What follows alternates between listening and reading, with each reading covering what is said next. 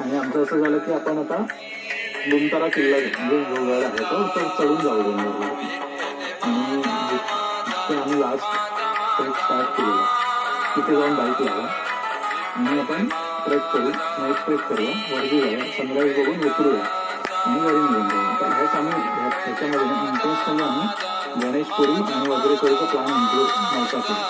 कारण तेव्हा कसं सॅटर्डे संडे खूप गर्दी असते आणि नंतर मग ते विदाऊट अंघोळीच्या डोळ्यात जाणं आणि ते बरोबर नाही.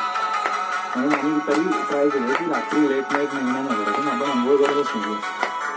आणि आम्ही त्या वज्रेश्वरी मंदिर प्रवास केला.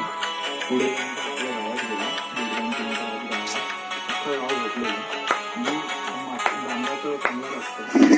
आम्ही जिथून नेक्स्ट ट्रेक स्टार्ट करताना तो पॉईंटच सापडत नाही. एरिया दिसतो की हेच गाव आहे, हेच मंदिर आहे, पण ती एक्झॅक्ट जागा सापडत नाही.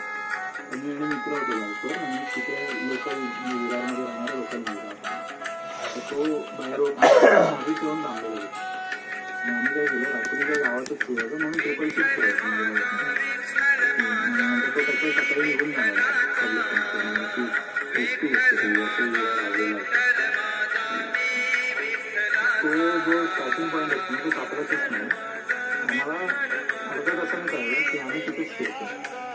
आम्ही प्रयत्न केले की आता याच्यातून बाहेर पडलो. पण एक मी तुला सांगतो सिनारिओ त्याचा काय होता. 2-3 किलोमीटरचा घोडा होता रोडला. आम्ही फिरून तेच होतं, तेच लागतं आम्हाला. आणि एका घराच्या बाजूला